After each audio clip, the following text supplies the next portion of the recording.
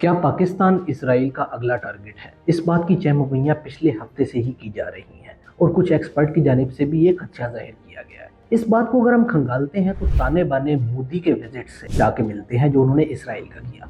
अगर आपको याद हो तो इसराइली प्राइम मिनिस्टर नेतन्याहू ने इस विजिट के दौरान एक जुमला कहा था। उनका कहना था कि हमें सुन्नी एक्सिस ऑफ रेजिस्टेंस जो कि राइज कर रहा है और एग्जिस्टिंग रेडिकल शिया एक्सिस को खत्म करना होगा। अगर हम सुन्नी एक्सिस ऑफ रेजिस्टेंस वाले जुमले पे गौर करें तो हमें नजर आता है एक वाहिद सुन्नी मेजॉरिटी रखने वाला मुसलमान मुल्क कौन है जो कि न्यूक्लियर आर्म फोर्सेस भी रखता है। वो वाज़े तौर पे पाकिस्तान की तरफ इशारा था, जिस पे एग्री इंडिया के प्राइम मिनिस्टर मोदी साहब कर रहे थे। तो क्या पाकिस्तान जो है इस टाइम पे टारगेट है अगले इसराइली दहशतगर्दी के हमले का?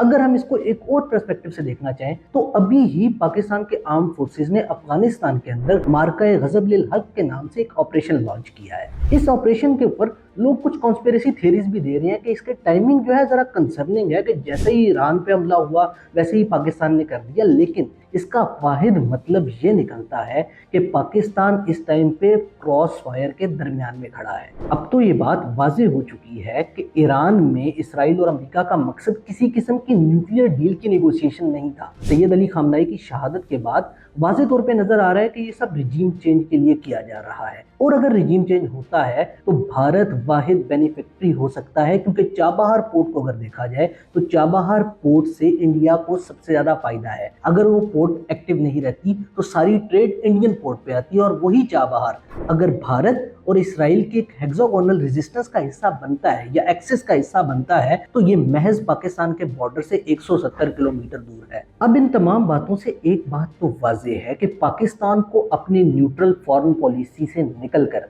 वाज़ेह तौर पर एक्शन लेने होंगे, नहीं तो ये जंग जो पाकिस्तान जिसके क्रॉस फायर का ऑलरेडी हिस्सा है, ये मिडल ईस्ट से निकलकर पाकिस्तान के बॉर्डर में डायरेक्ट दाखिल हो सकती है।